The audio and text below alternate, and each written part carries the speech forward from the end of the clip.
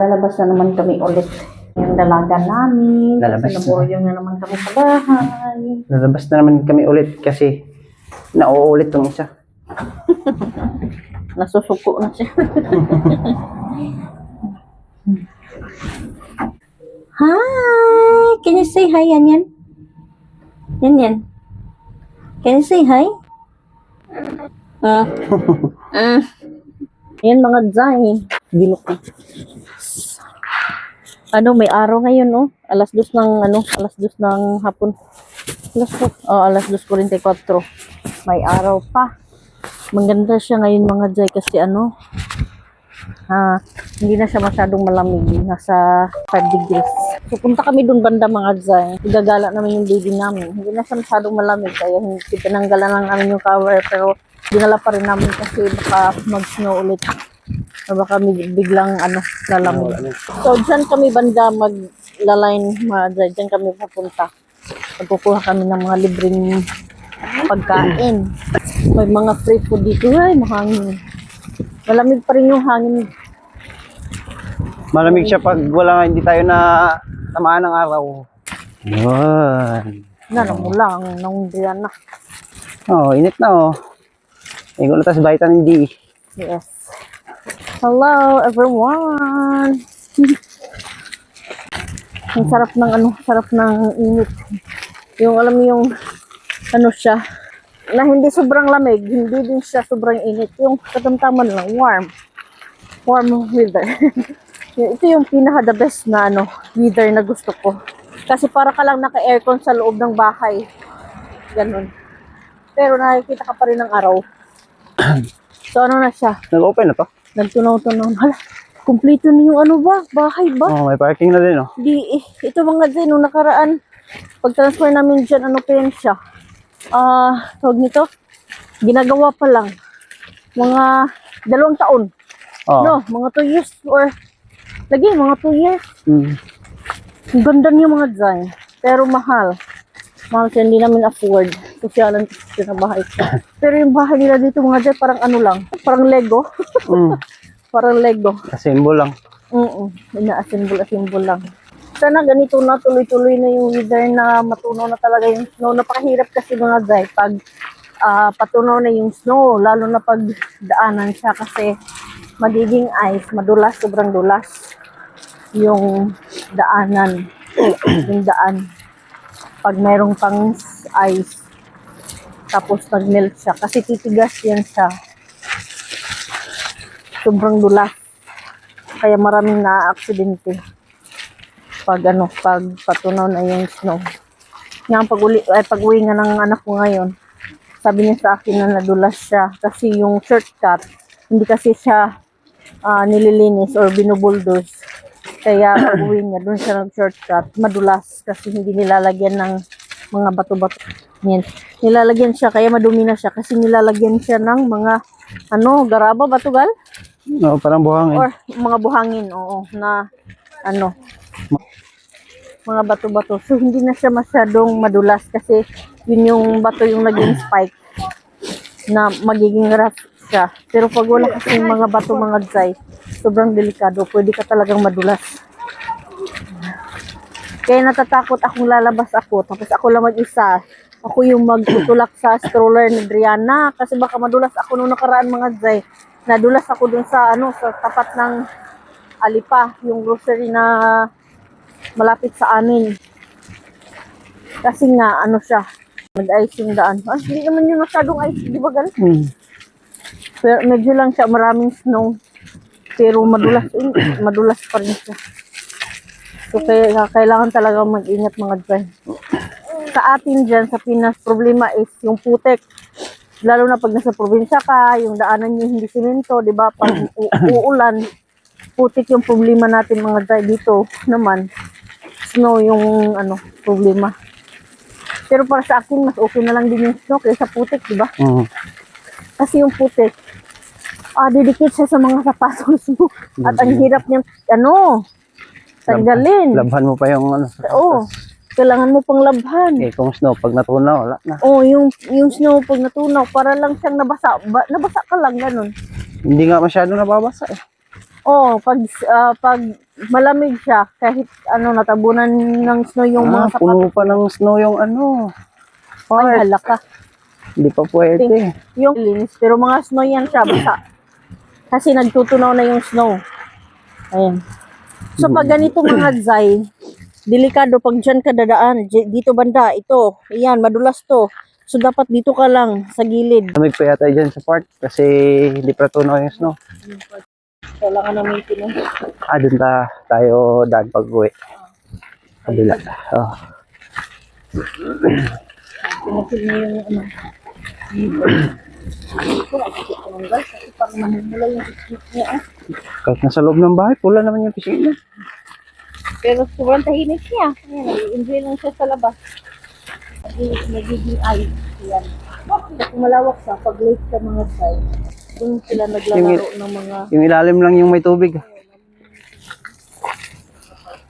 Dito, wala na. Tunaw na. Tunaw ni siya diri. O dili mo painit. Matutad to? Mahirap pa rin para maglaro dito mga Zay kasi dito yung ice, yung snow hindi pa natunaw mga Zay. Yung daanan lang yung natunaw kasi minimaintain siyang i-bulldoze mga Zay. Kaya marami siyang dito sa gilid-gilid. Ganyan, may mga marurumi siya. Ito yung glass. So yun siya mga Zay. Oh, matigas na siya. Matigas na siya. Masakit na to. Pag naglalaro kayo nito, masakit na to. Wow. Oh, para na siyang pang halo-halo. Uy, delikado nga talaga mga Zay. Ayaw. Wag na pilitin, mahirap. Maliit kasi yung gulong. Ito, okay pa siyang apakan kasi hindi pa naman siya sobrang tigas ba. Parang may pagka-powdery pa siya, parang bagong blend na ano. Oh, ayan na para makita siya ng araw. Enjoy ka? Are you okay there? Gusto ka mo naog? Ano, patunog-tunog di ako, bakli-bakli. Ito si Driana, hindi namin siya sinasanay na Englishin kasi hindi naman kami marunong mag-English. How did you eat? How did you eat? How did you sleep?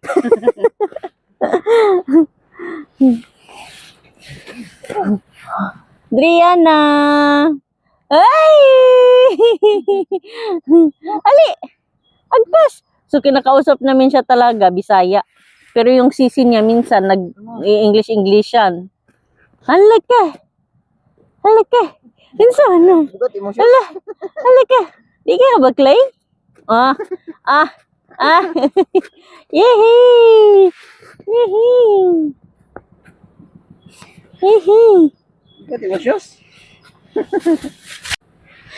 Happy first time niyang maglakad sa snow. Halika, what is that yan? Is it cold? Nakalimutan. Nakalimutan tuloy ni Mimi. Tugnaw yan? Tugnaw? Gusto na mo siya, makabalo siya og Bisaya. Kaya para iniguli niya sa Pinas, dili magod siya magdako sa hindi kasi siya lalaki sa Pilipinas mga Zay. So, gusto namin na kahit dito siya sa Finland, marunong pa rin siyang magbisaya. Kasi pag finish naman, matutunan naman niya yan sa paaralan. 1, 2, 3. Ala! Pati yung English, matutunan lang din yan sa paaralan. Tapos, mayroon din silang Tagalog dito na subject para sa mga Filipino.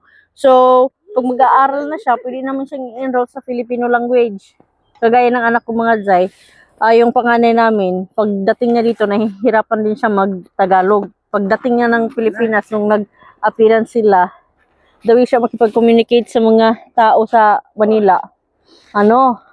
English, no? Doon sa Manila.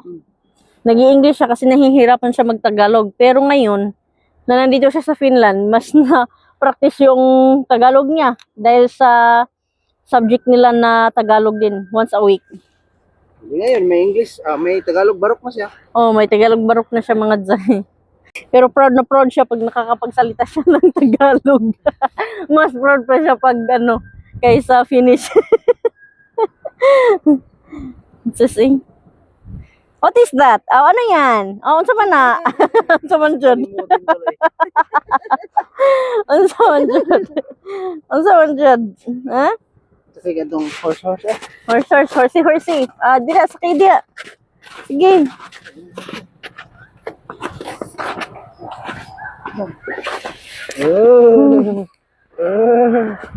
Halaka. Halaka, very good kaya yan. Uy. Uy. Gunit. Ay, sa akong kuhan yan Ayaw, kamo. gitog na. Tugnaw? Up na. Yay. Oops. Aha, grabe, sobrang happy.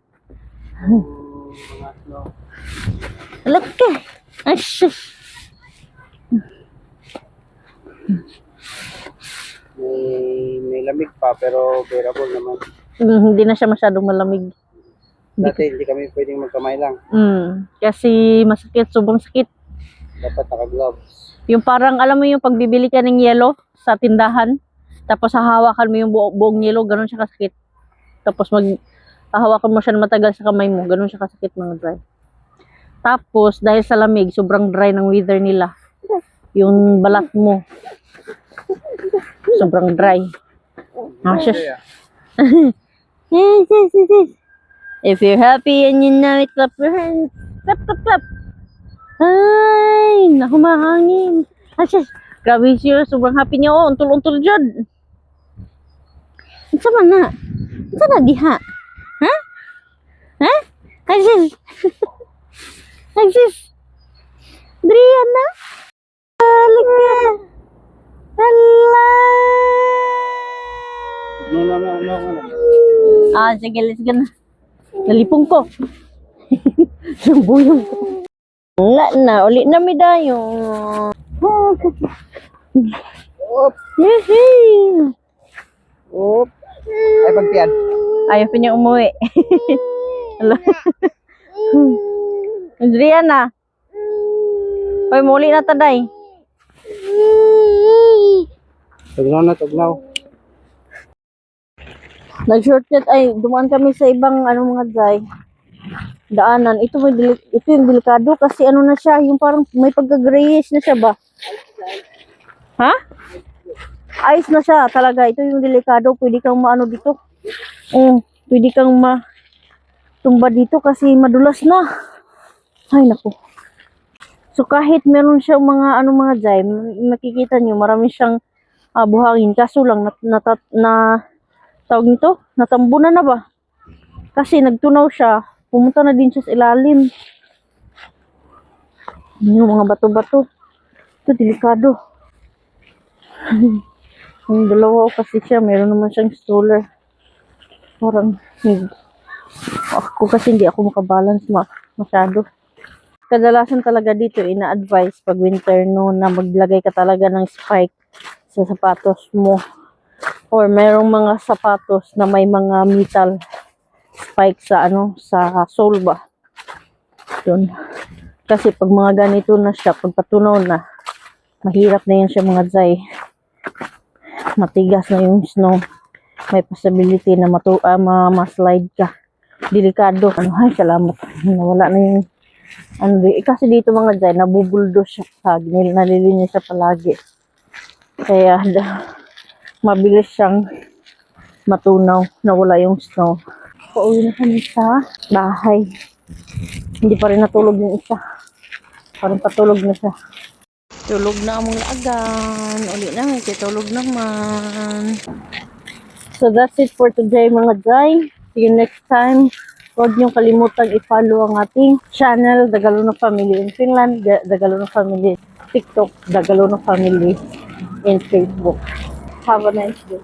Bye!